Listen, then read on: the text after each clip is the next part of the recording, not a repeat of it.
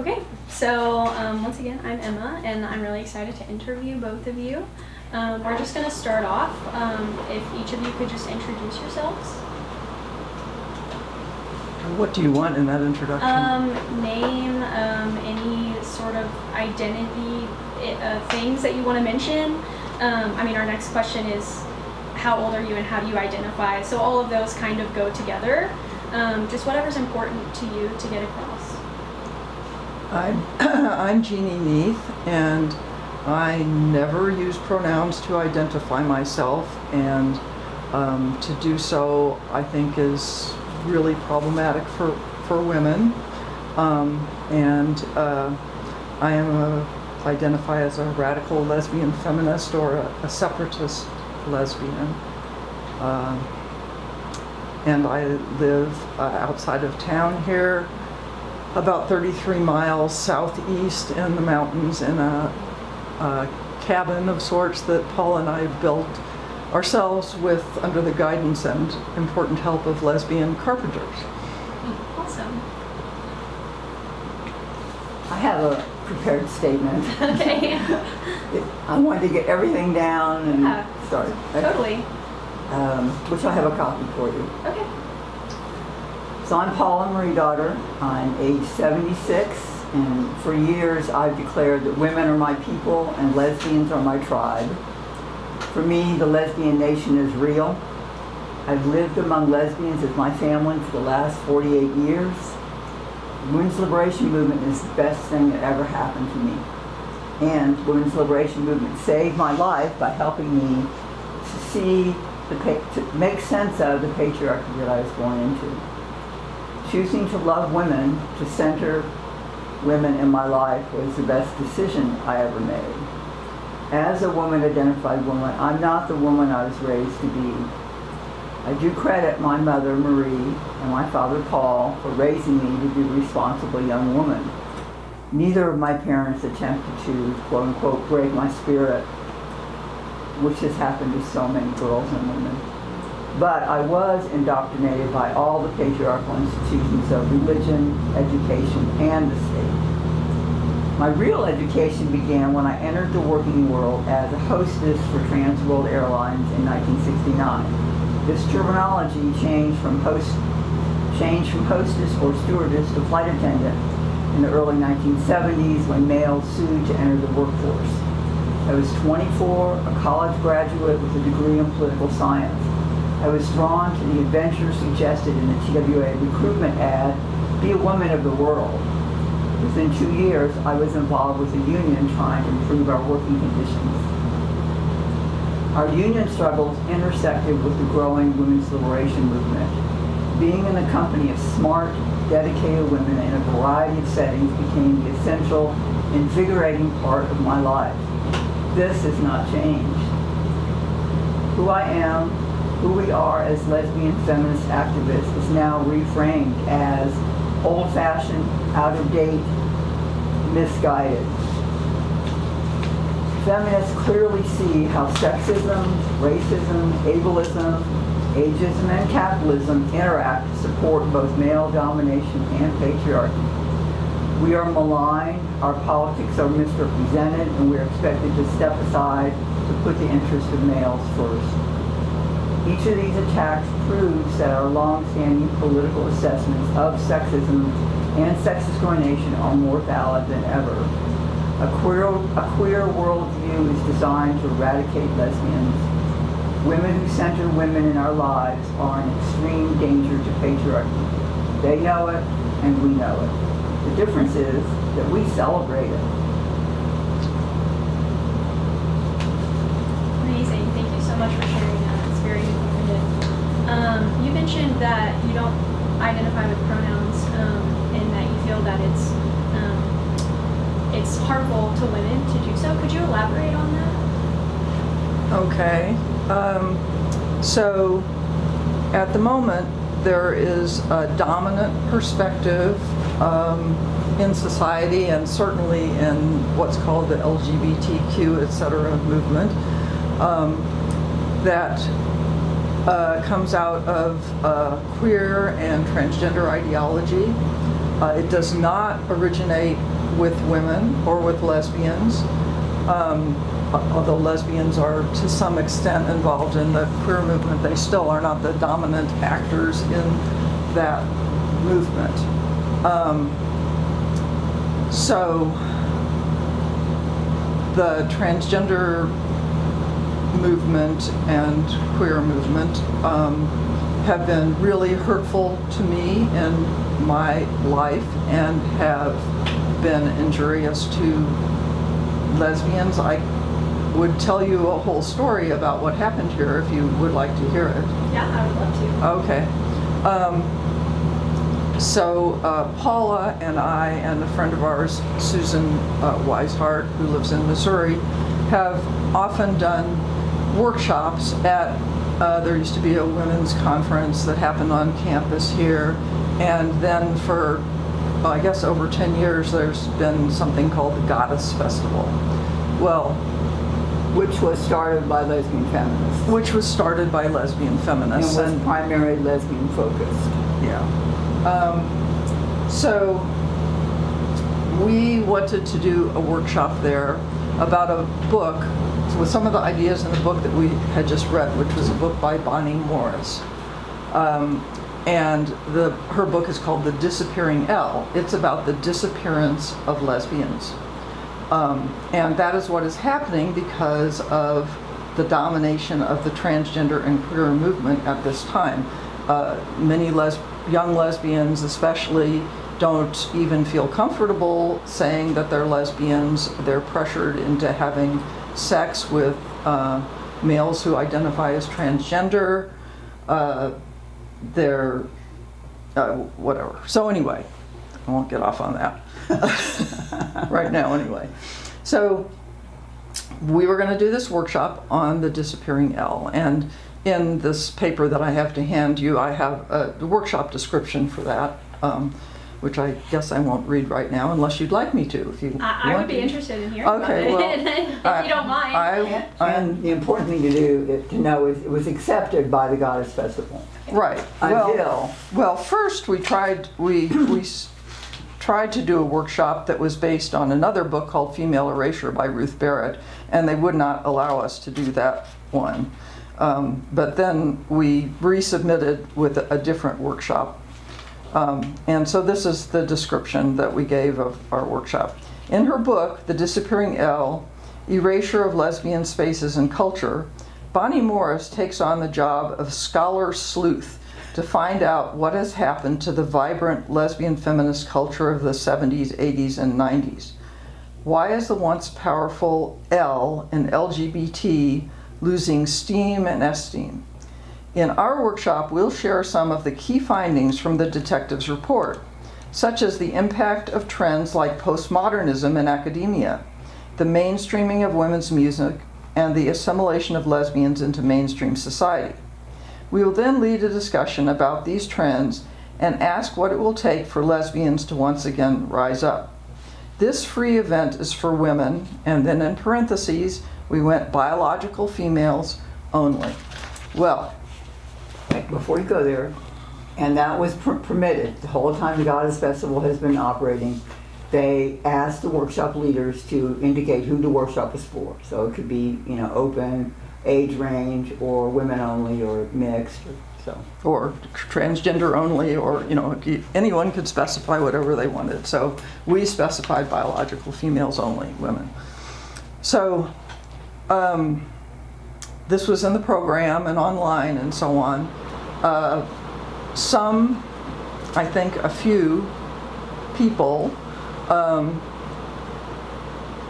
found our language of biological females only very offensive, and were able to, you've probably all heard about the deplatforming that's gone on all around the country all the time, and all over Britain and Europe as well, where some transgender people take offense at something, and then it goes out on social media, and the liberal supporters pile on, and the next thing you know, you're not able to do your event or give your speech or whatever it is. Well, that happened to us. And it was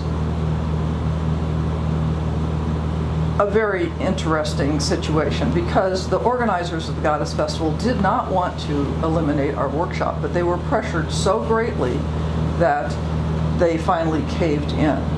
And the Omni Center for Peace and Justice was hosting a lot of the events at this Goddess Festival.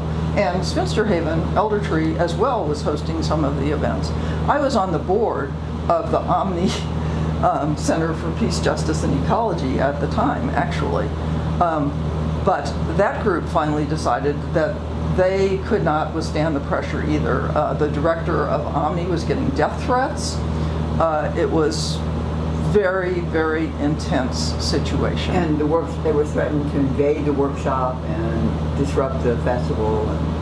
Right. So finally, a friend of mine who was, one of the organizers of the Goddess Festival called on the phone and said, "We're really sorry, but we just can't let your workshop happen. It's just too much." She was in tears because she was our friend. She wanted our workshop to go on and felt that she just couldn't, that their organizing group had made the decision. So at this point, we were trying to do a workshop about the disappearance of lesbians, and what happened? Our workshop got disappeared. Although we went ahead and had it anyway. We contacted women that we thought might have come. Of course, others who we didn't know wouldn't know that we were going to do the workshop somewhere else. We had to do it in secret. We didn't even tell anyone when we invited them where the event was. We had them come to a parking lot at a supermarket, and we were there telling them where the actual place would be when they drove up in their car. It was insane. I mean, this is an insane situation, and this is happening all over the place. So what year was this? This was in 2017. The Goddess Festival was in March of 2017, and we have responded in various other ways to this situation, and we formed a local group called Lesbians and Feminists Rise Up to it came out of when we went ahead and had our Disappearing L workshop. A lot of the women there wanted to continue discussing what had happened and what was going on. So we formed a group, Lesbians and Feminists Rise Up, which is still meeting, and we can tell you more about it later if you want. Paula and Susan Weishart and I, who were the three who had, were doing the Disappearing L workshop, started a website called xxamazons.org. It is up there for any of you to see, and I have that listed in our documentation here. The extensive story of what happened at the Goddess Festival is one of the things that's up on the website, so you can read in much more detail than what I just gave you about what happened there, because Paula and I really worked very hard to write that up. And besides the website, then we also have XX Amazons uprising events that occur here in Northwest Arkansas. Women come from across the country, coast to coast, south, north, and occasionally some from Canada. And these are all women and mostly lesbians, who treasure having space for women-born, women-only space of females to meet. And this is very much the basis of our whole radical lesbian feminist, or even lesbian feminist culture that existed in the 70s and 80s, is being able to meet together without any males present. It's also the basis of our I'll quit in just a second. No, you're good. I know I'm running on. It's also the basis of any real movement for women's liberation. If women cannot get together, I mean, this is happening like with abortion right now. All of the idea that it's pregnant people is making it really hard for women to get focused on banding together and really fighting. there's this divisiveness going on. Okay, and I will stop now. Thank you for sharing that Yeah. experience and that perspective. I appreciate it. Next question. This kind of all ties in, so feel free to answer however you see fit. But what is your overall experience with activist organizations? If you want to start like kind of from the beginning of your career in activism, that would be great.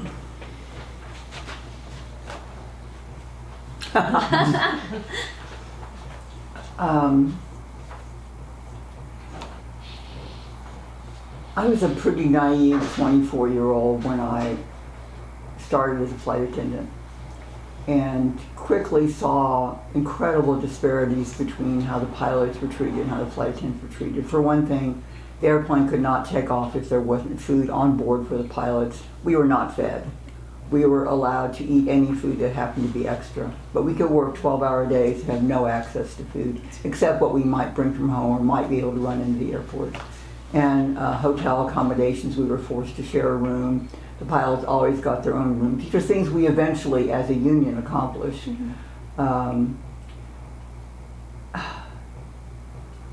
So,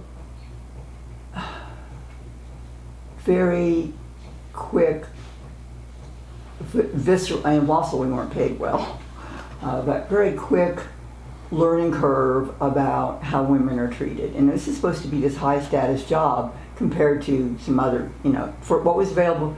When I saw the ad in the paper for this, it was under help wanted female. And basically you had a choice of nurse, teacher, a secretary. Yeah. So to see that this relatively high status job was treated so shitty, and the women's liberation movement was growing. Ms. magazine came out in the early years. We were putting Ms. on, the airlines put Ms. on the airplane. It was so accepted that women had a reasonable gripe and need to change the world. So I was part of a group that, Ms. had an article about 2 flight attendants from Eastern Airlines who were fired for weight. And they wanted to start a group called Stewardesses for Women's Rights. And they were going to have an organizing conference 2 months later in New York. I went. Do you remember what year that was? Yes, 1973. And I have it, again, documented for you. Perfect. So I was meeting these incredible women from all different airlines who were saying the same thing. And National at that time National Airlines had a campaign ad, "We really move our tail for you." And they had the airplanes painted with women's names like Cheryl. And so we were protesting that. Other things we protested was the airlines were carrying radioactive material in the cargo of the hold and not getting the shippers to put enough lead around it to protect both employees and passengers. So we exposed that. And, so a lot of health and safety stuff is part of our concern, as well as the sexism.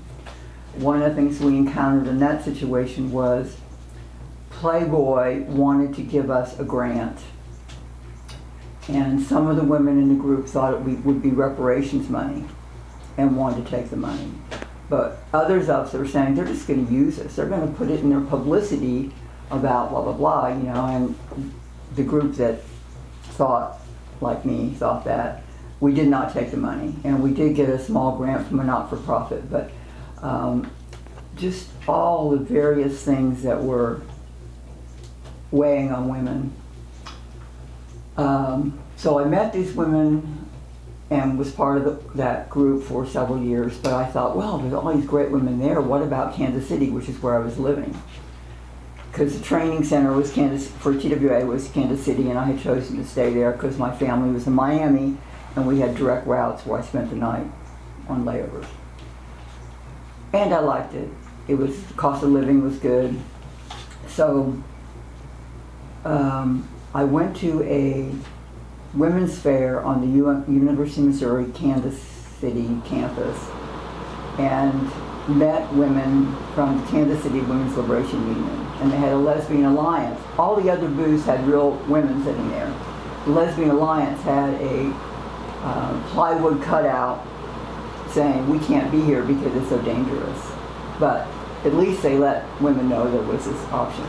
And one of the things that happened at that conference was a play called "If Men Could Have Abortions." And it was really, really a powerful play. So, long story short, I got totally jumped into the Kansas City Women's Liberation Union, and it was incredible women. It was not campus women. They had been part of that campus event, but it was much more grassroots. We had a statement of principles, which I don't have with me, but to get my hands on.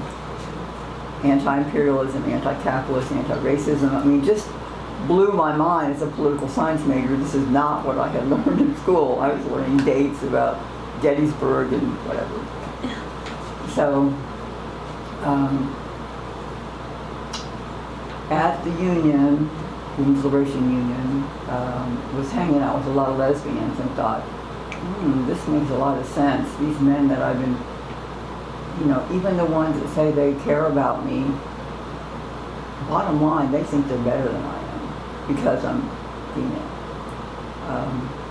And I did not know whether I would physically be attracted to women. I knew I was attracted in all the other ways. And then that one night happened when a friend of mine touched me, except just flirting with me, and touched me, and I went, oh, okay.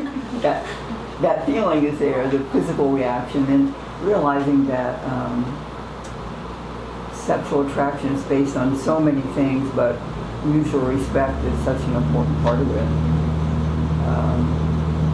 So,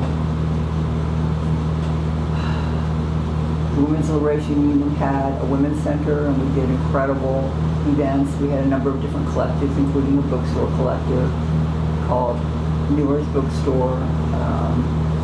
Had dances, softball games, political rallies. We went to Leavenworth when Leonard Peltier, the Native American activist, was incarcerated there. He's still incarcerated now.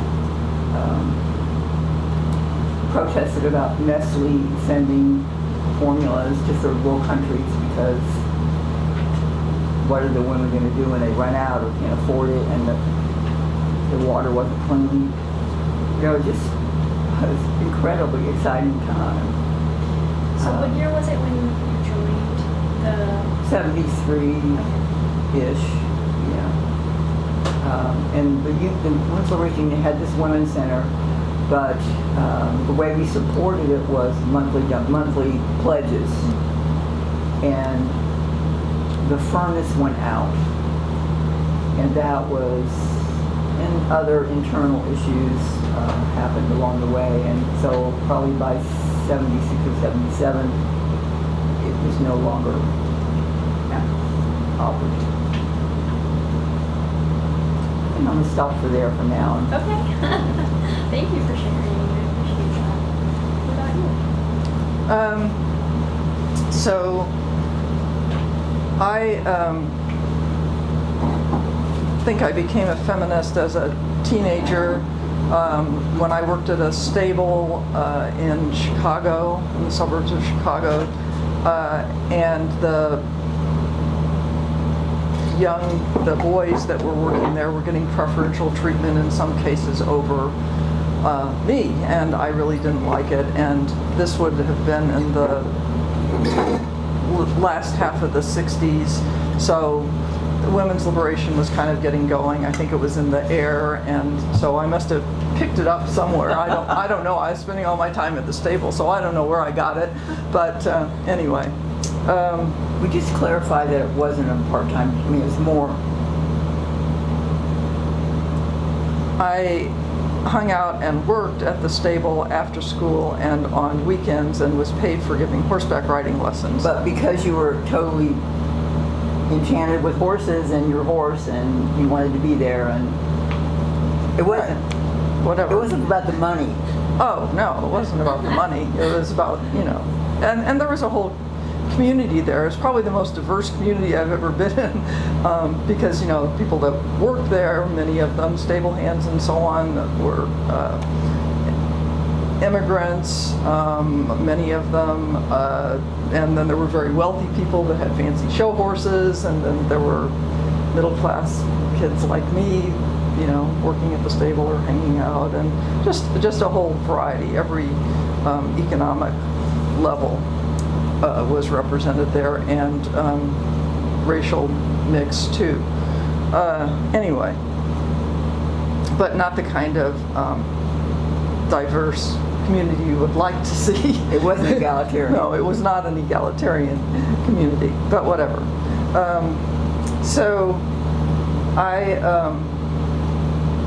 went to college. I got married to a man for a few years, and I started knowing some lesbians, and I realized that what I wanted to be was a lesbian, and so I made a major change in my life at that point.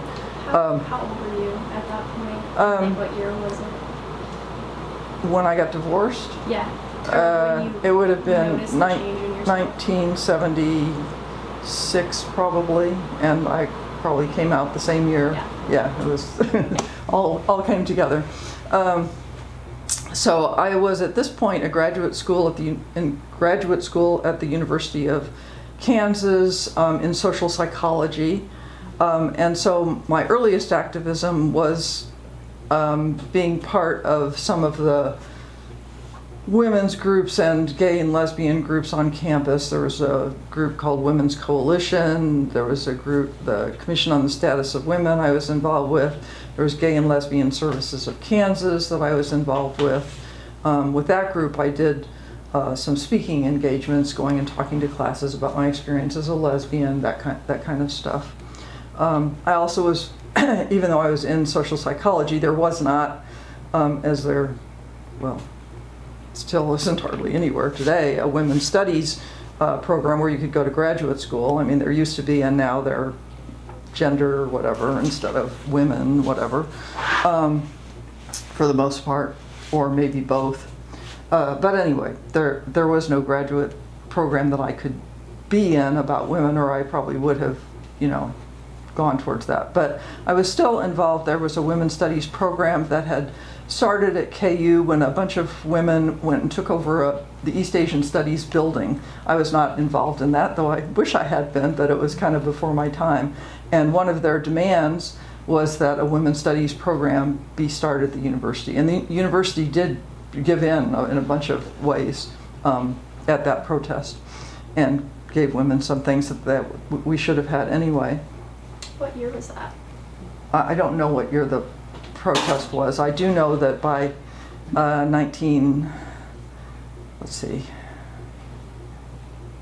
probably by 1974, I was, or 1975 maybe, I was involved with women's studies.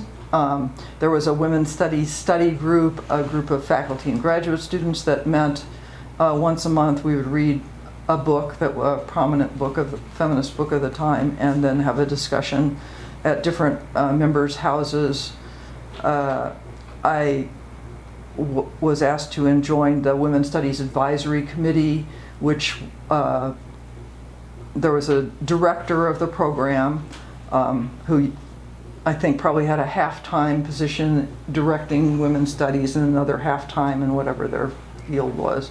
And anyway, this advisory group is, you know, what advised the director on what to do. So I was involved with that.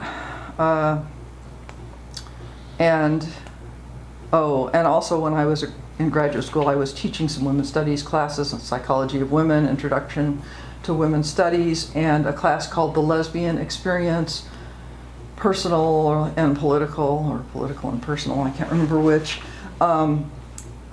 It was a seminar that I created and taught twice at the university, and I believe it was probably the first lesbian course that was ever taught at the university, though I don't think it was in their program, you know, their I think it was just listed as a seminar, and then the, you know, the information about what the seminar was about was dispersed in some other means than the university's timetable.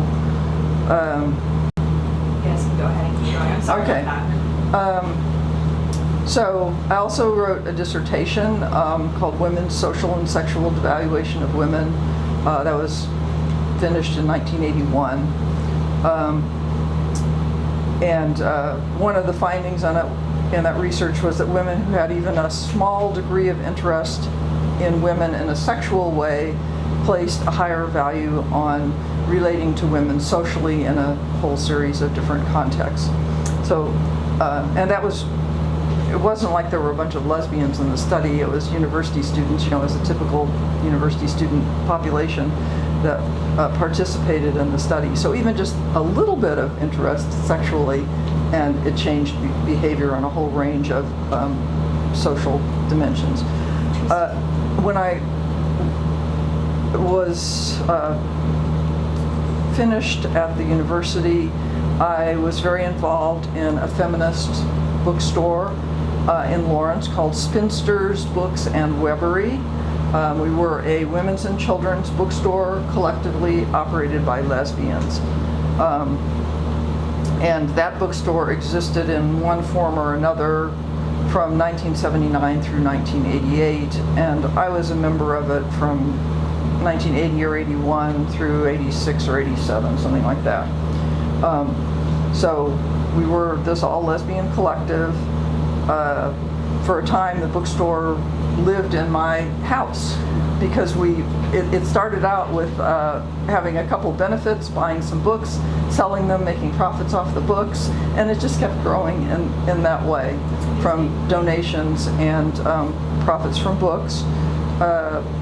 So it took a while before we were able to pay $50 to have our first space upstairs downtown in Lawrence.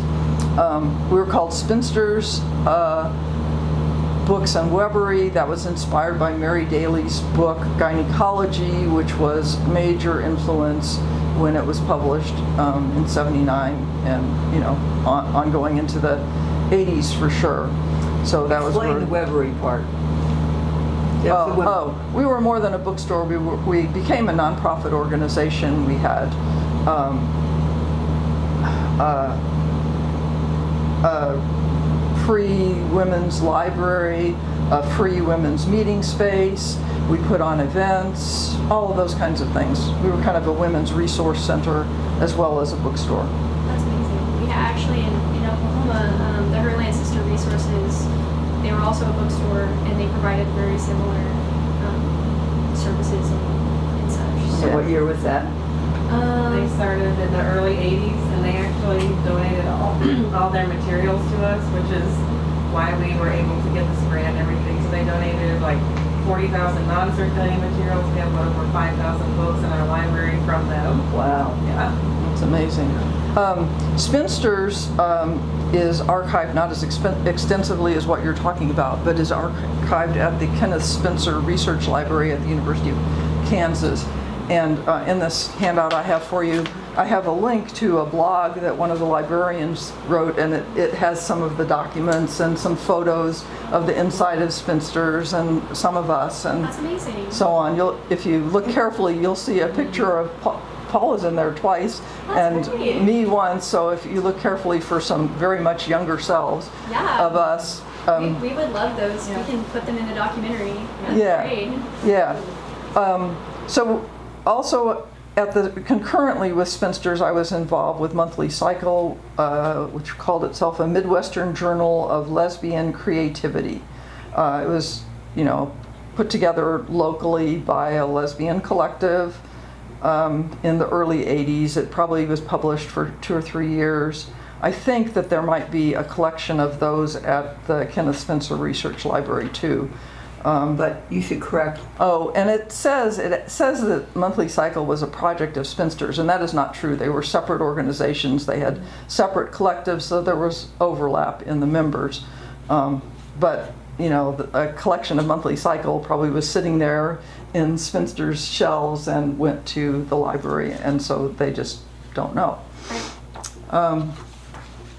So other things that I've done, Paula and I helped start a small lesbian collective in Kansas City. Why don't you mention how we met? I would love to hear that story. Since that's part of... Oh, well, when I was teaching the second round of the lesbian experience, personal and political, Paula had met two good friends of mine at Midwest Women's Festival, which one or the other of us will talk about in a minute.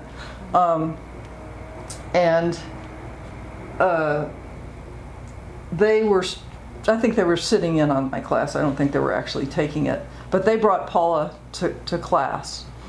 And interestingly, I was thinking of moving away from Lawrence before I met Paula, because a lot of my friends were leaving. It was a college town, and so a lot of the good radical lesbian feminist energy that had been there, it was kind of dissipating as some women left. And I was thinking about leaving. I took a trip in a Volkswagen van with my 12 or 13-year-old Dalmatian Jezebel. And on the way home, I was thinking, and I was done going to graduate school. I was wondering, should I pursue an academic career and try and get into as a teacher in women's studies? And I thought, well, because I had had really good experiences with that in kind of the mid-70s, and then the last time I had taught, the students seemed a lot more conservative than they had seemed before, and it wasn't nearly as much fun. They were resisting what you were saying. Yeah, there was much more resistance about it. And so I just didn't know if I wanted to go and fight with all that. But anyway, so I'm traveling in my van, and I was going home, and I hadn't really decided anywhere I wanted to go to, and was trying to think of what to do, and I was thinking, well, maybe I should try that. And I did a tarot reading about it. About the teaching. Laid out the cards about should I go ahead and teach, try teaching a couple of women's studies classes. I was considering volunteering to do it. And the outcome of my tarot reading was the Lover's card. And I thought, well, that's odd. I wonder what that means. But I did end up doing it. And then Paula did sit in my class, and we did, this was 1984, we did connect and start our relationship at that point. And she was just sitting in my class. It wasn't a case of my getting involved with one of my real students. And I was 6 years older than her. 6 years older, right. So anyway, and things were a little different then. That wasn't quite so considered quite as bad to get involved with your student then as it is now. So anyway, I don't know exactly how we digressed. I guess you made me digress. I don't know how they get to Fayetteville. Yeah, how do you get to Fayetteville? Our next question is how did you get involved with Spinster Yeah. Haven? So that. Right. Well, I have several more things to talk go about ahead. before getting here. Of course.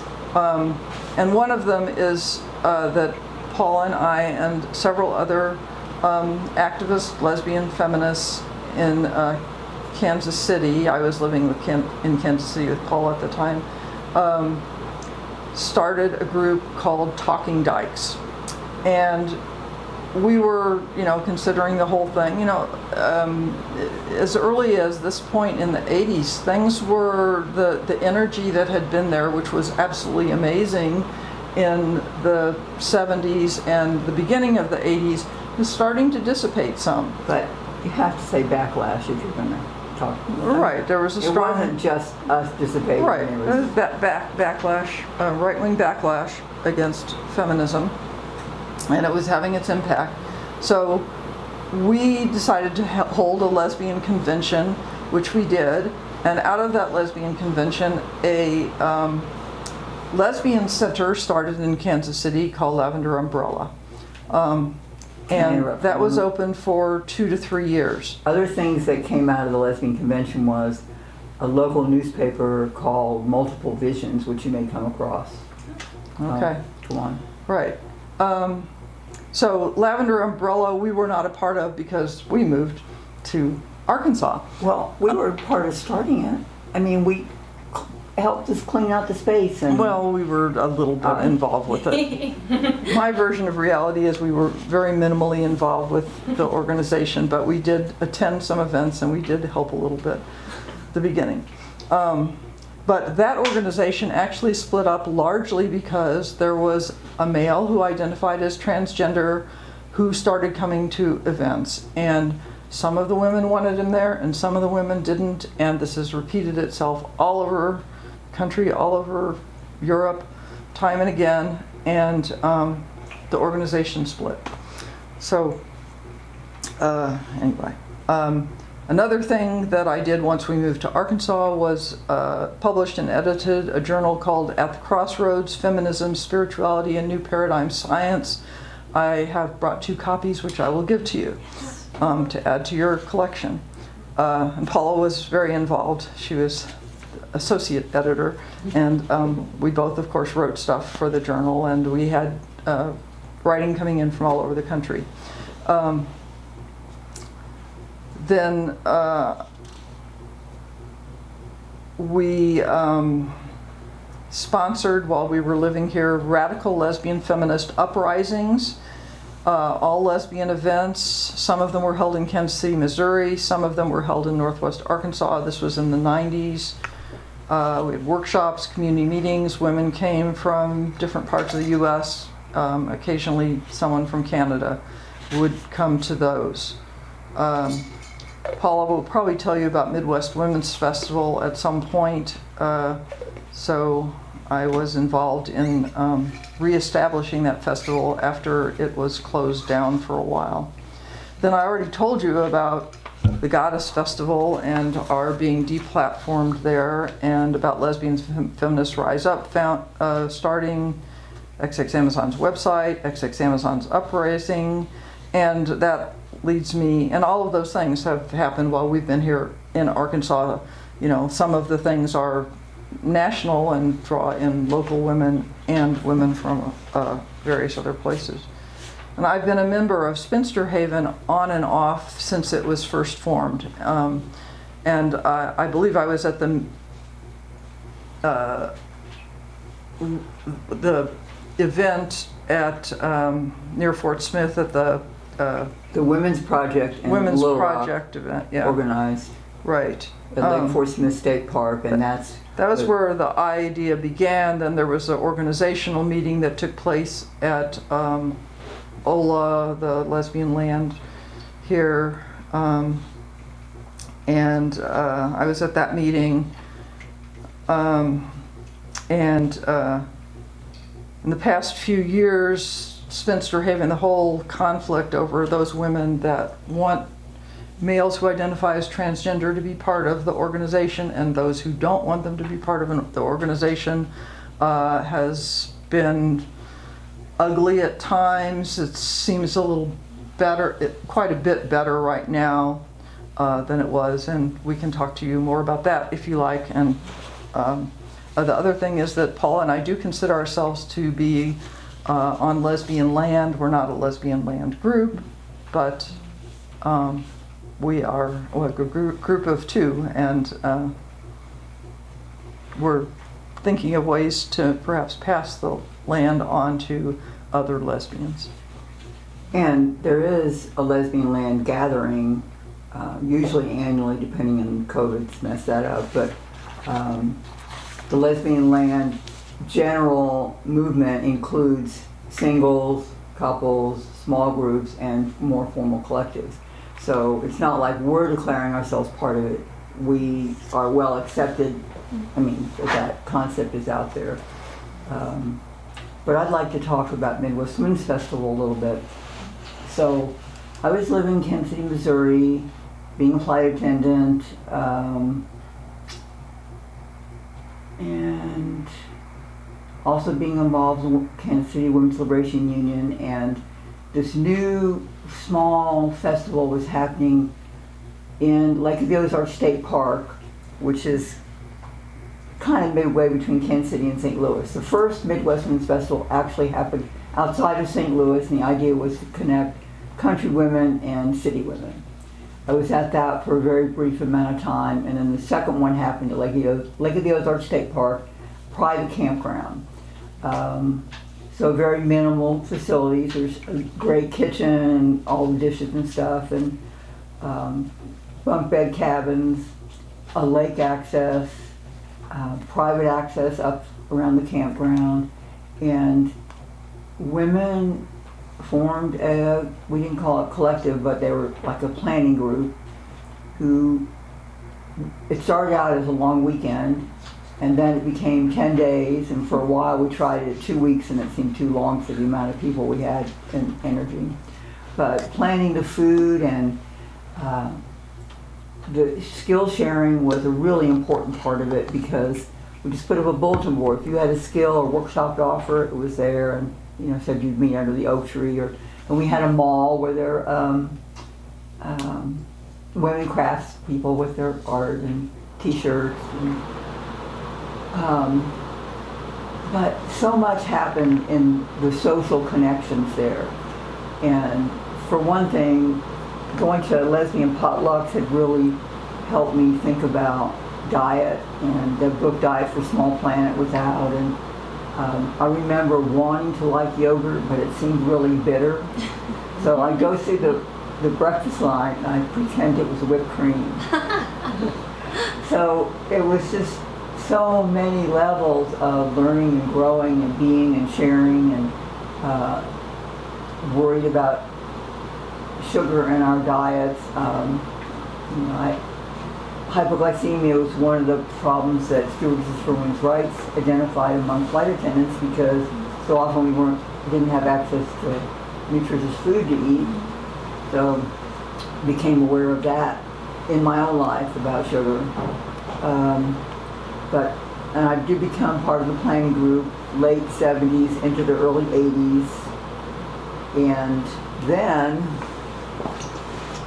because some local men, mostly gay men, had started a Midwest Men's Festival, which happened at the same Lake of the Ozarks State Park, they had put out a flyer that had some brief mention, and I've never seen the flyers, it's just what I've heard secondhand, that something about man-boy love. Some locals got a hold of the flyer, took it to the park canceled them, canceled us, just by association, so we could no longer have festival there, which was a blow. It was heavy duty, and for at least 3 years we found alternative spaces, and none of them were very adequate, and it didn't happen for several years. Do you remember what years those were?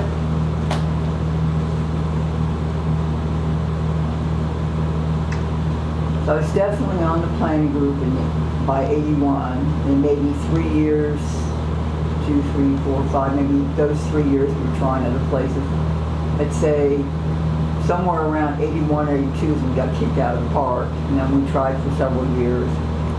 And do you know when we helped restart Midwest? I think you're wrong about when the group was kicked out, because the reason that you knew my friends KH and Judy was from Festival, Midwest Yes. Women's Festival. We met in 1984, you and I, Right. and so you must have just been to Festival with them in '84, and I'm pretty sure it was. But festival could have been at some place besides Lake of the Ozarks. We don't know is the answer. That's okay.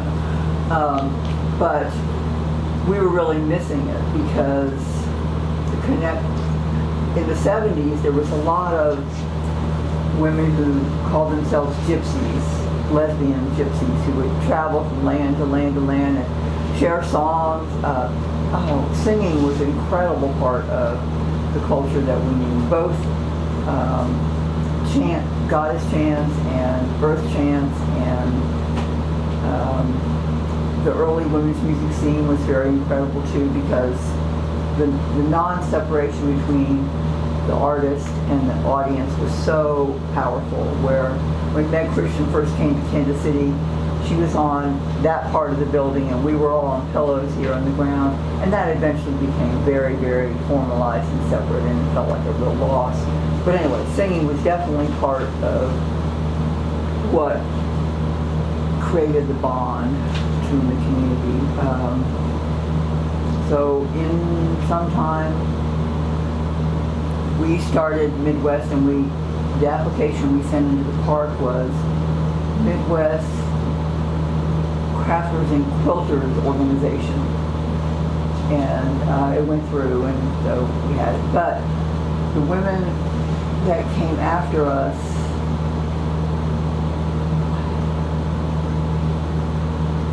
the feminist content in the flyer, the feminist, it became a, oh, let's go party together sort of thing. And I had to stop going because, I mean, it's still happening, except this year because of COVID it didn't. But it just made me too sad. It was just still, I heard like a loss. Wow. I'm really sorry about that experience.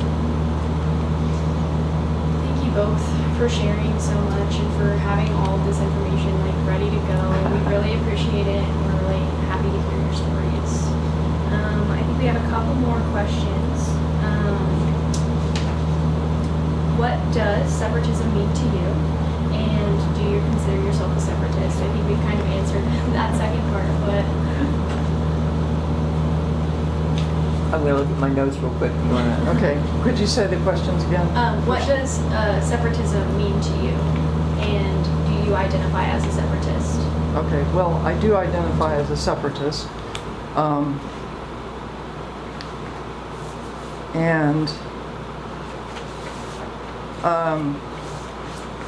So, is this a question you're asking everybody? Yeah. Okay. Good to know. Yeah, everybody has the same set of questions. Okay. Yeah. I thought that was likely, but then I thought maybe you veered off in different directions at some point. Okay. So,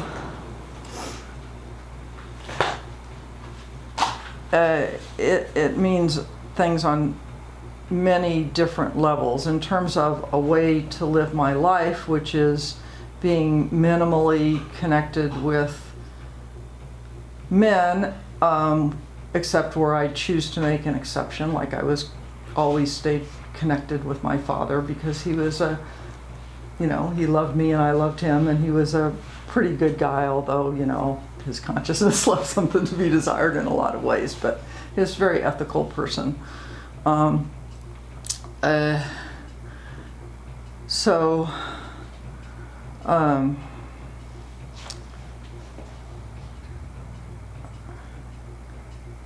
But for a lot of my, daily life, I really have very little connection with men, and I like it that way.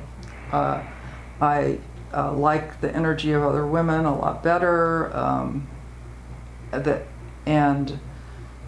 so besides those personal experience things, separatism, of course, is a very political act on multiple levels, and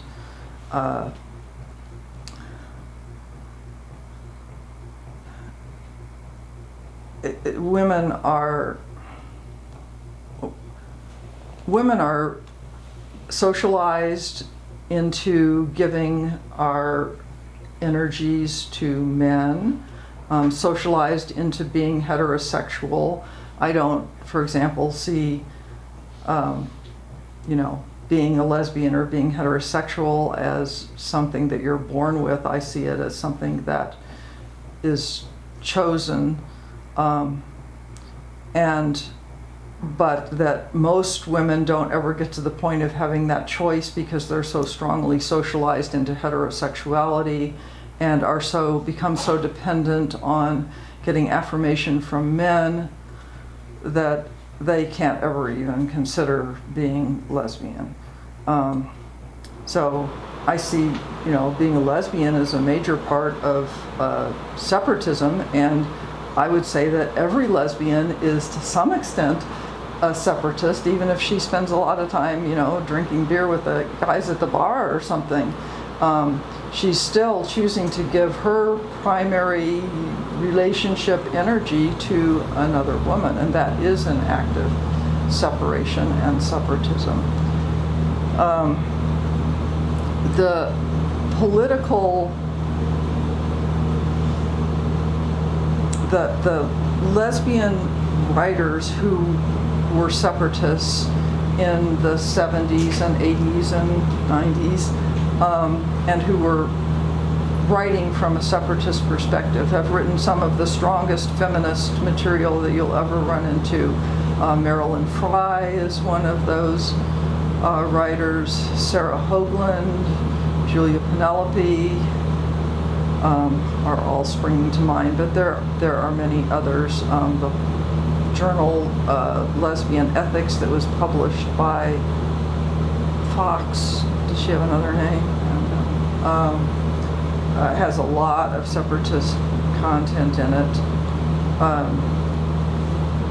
So, you know, I can't really provide a bunch of high theory for you at the moment. I haven't, Well, that was a really informative answer. haven't been reading it. There is a book by an edited collection called For Lesbians Only, which is about separatism, and it was edited by two of the women that I mentioned, Sarah Hoagland and Julia Penelope. And it has, you know, dozens of articles, and they cover a whole span of time. I think it was probably published in the late 80s or something.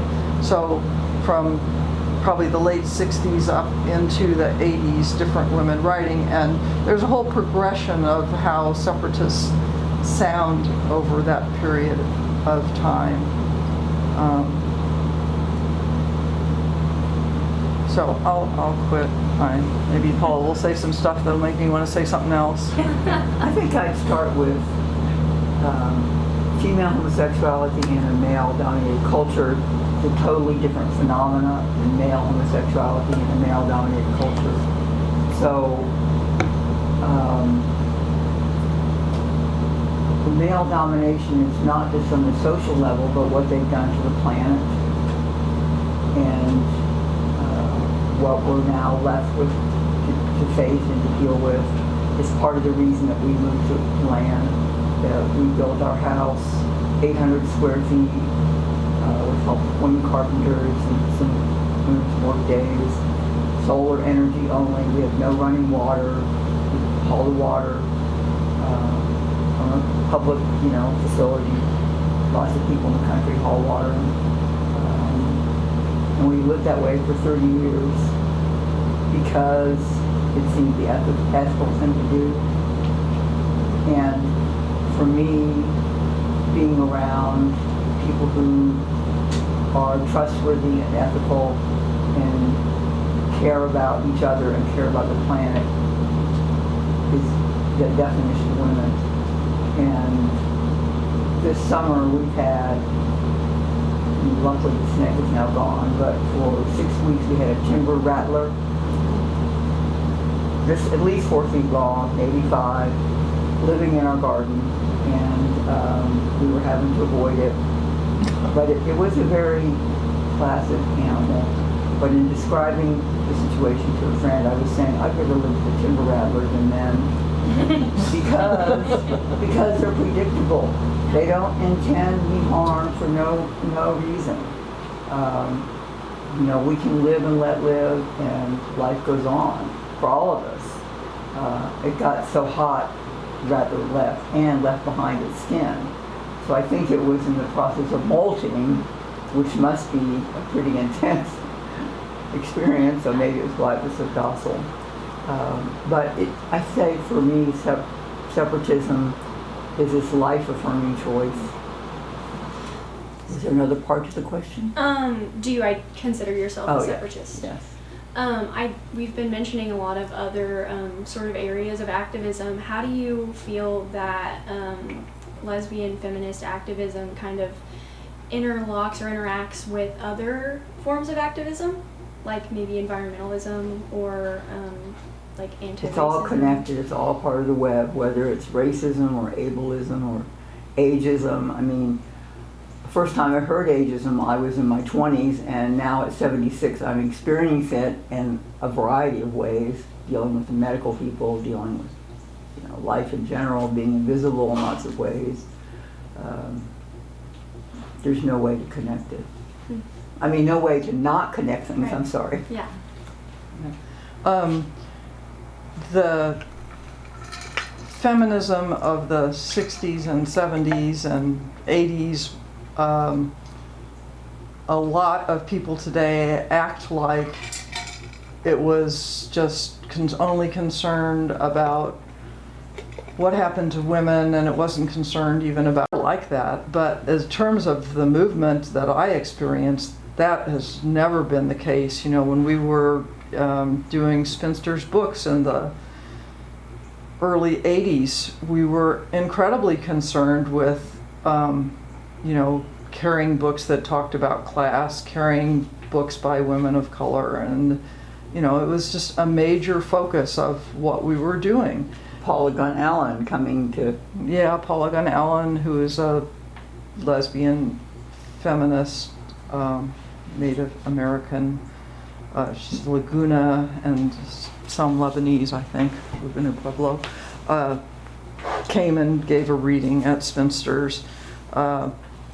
Anyway, we were just really concerned about racism, really concerned about every form of oppression. Lots of anthologies were being published back then, you know, about women and disability, that racism, just ageism, all of it, every form of oppression. I mean, it's like I see at least radical feminism as necessitating the elimination of all forms of domination and oppression. You know, women experience basically every form of oppression. If you're going to free women and stop the oppression of women, you have to end every single form of oppression. And it is a driving motivation in, you know, all of the organizing that I've been part of for all this time, and many, many others. It's just, you know, I don't know what those who are criticizing us are thinking, because they, you know, they're making something up that's not how it was. You know, and there's a real difference between radical feminism and liberal feminism. You know, liberal feminism just doesn't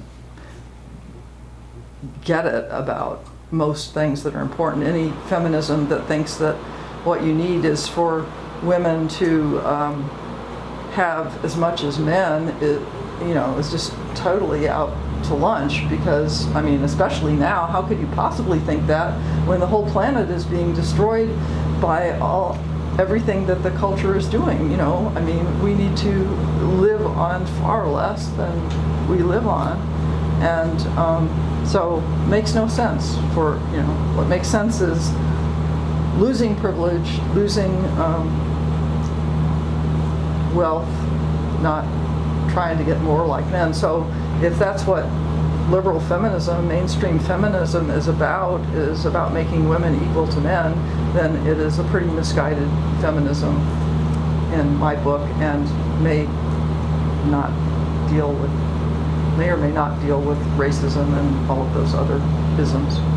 I appreciate those answers. Our next question is, how has Spinster Haven evolved over time? How much time do we have left? I'm just curious. Well, let's take a little break right now so we can have you ask your question, then I'll ask mine. So everybody can stand up. I only have two more. Two more, yeah. Let's take a little break. Yeah, we have right now. Testing. Can you hear us? We're good. So we were talking about the evolution of Spinster Haven. So when we first heard about the land being sold, the just off the cuff comment was when we decided that it'd be a nice little stopover place for women in the country to come and stay. And it didn't feel like it was us. I mean, it felt like it was somebody else. And an art gallery, and it just felt disappointing. So we kind of thought, well, they're doing their thing, and you know, we were still members, but it didn't feel vital and real. And various things happened, and including the whole Goddess Festival thing, and we were looking for places to meet, and they did not want us to meet here because we were a quote-unquote exclusive group.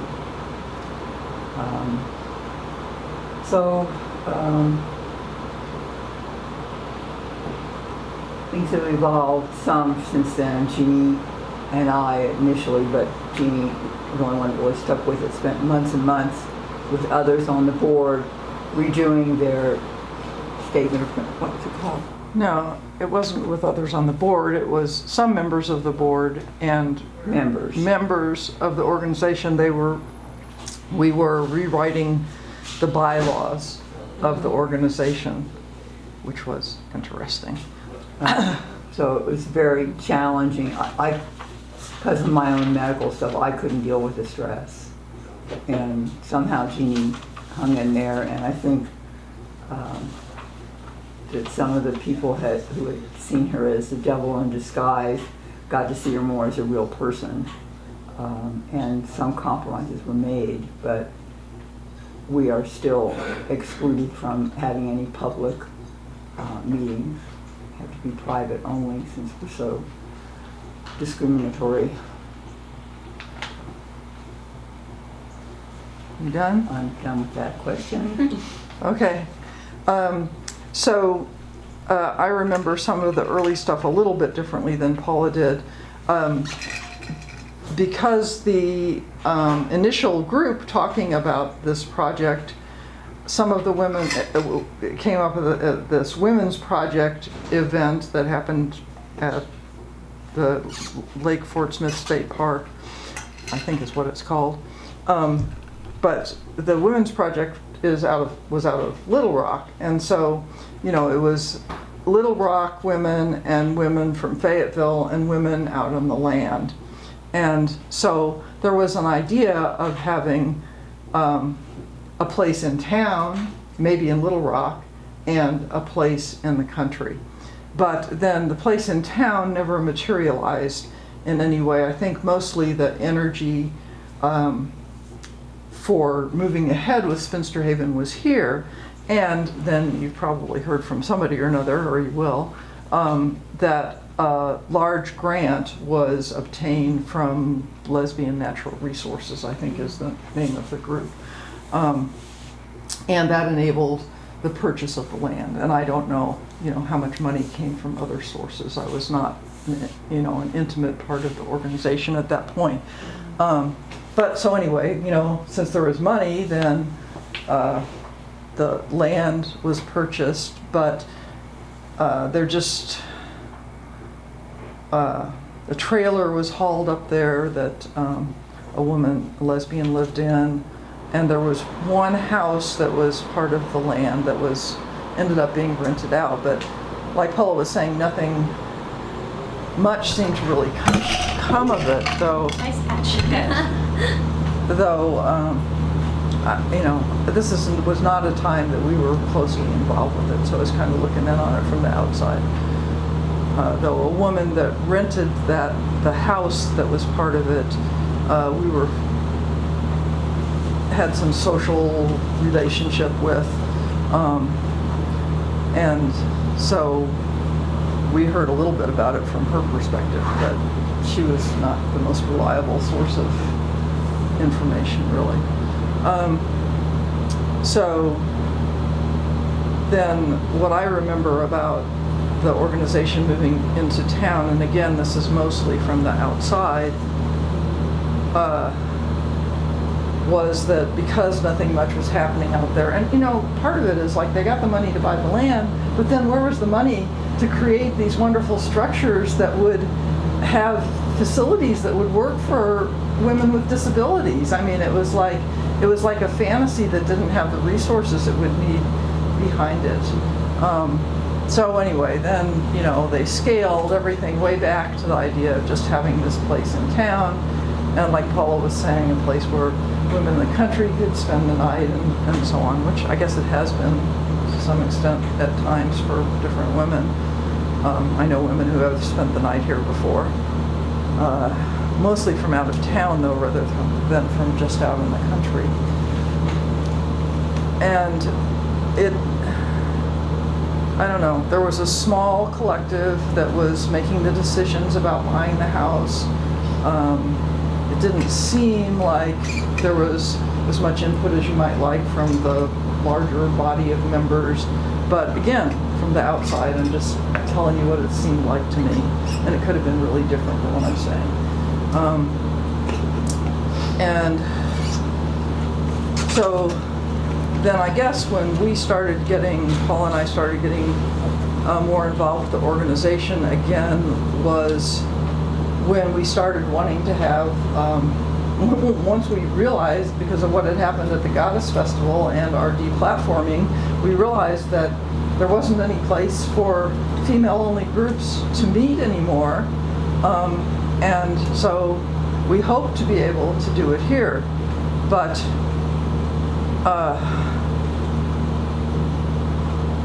there was incredible resistance to this by some women. And it seems like that some of the women that, there's differing degrees of buy-in to the transgender realities and perspective of reality that different women have. Like, I'm not bought into it at all. I'm very opposed to pretty much every aspect of it. Some women are so bought into it that they don't want to hear anything going against it and just think that that's the reality. And other women are varying places in between those extremes. So, and for example, some women on that far end of the spectrum have referred to Jeanne as a Nazi. right. I mean, I've been called a Nazi for being a separatist. What else have I been called a Nazi for? I mean, That's it, I think. oh, I don't know. I think there's something else. I mean, it's like, there's certain, if you think certain things, suddenly you're a Nazi, and it's like, what are you talking about? I'm the furthest thing from a Nazi, Anyway, but so for a time, it seemed like there were some women in this organization that were at that other far end, and then we're over here at this far end, and it was very intense. Now, it seems like some of those women at that end of the organization have dropped out. I think they can't deal with being in an organization that we're in.